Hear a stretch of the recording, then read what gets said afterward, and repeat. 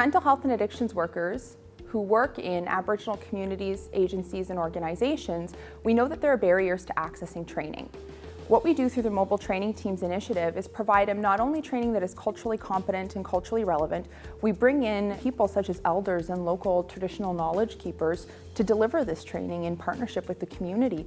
What our team did was work together with KMH clinicians in some of our clinical units and culturally adapted the motivational interviewing training. So now we have our own version called Dancing with Spirit, Conversations About Change.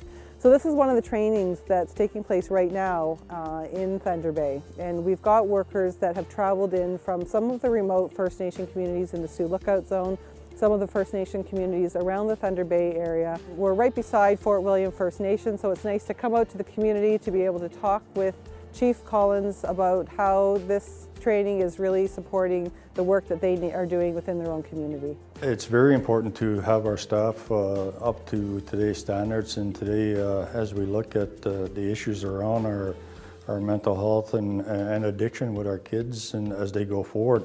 The training gives them a tool to change the lives of our young people and hopefully guide them in the right direction. The regional Aboriginal training coordinators that not only coordinate the training but sometimes act as those facilitators for those training sessions are so vital to the program because they themselves are of Aboriginal ancestry and really understand the cultural context of what it is that we're delivering. Sometimes the best people that we have on the ground at the community level are people who have these natural talents and abilities. To have this particular program come into Thunder Bay is a great benefit for the whole city.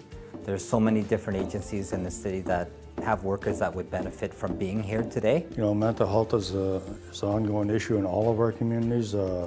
It goes from mental health to addiction to you know, suicide thoughts and all that stuff. So there's a lot of work that we need to do.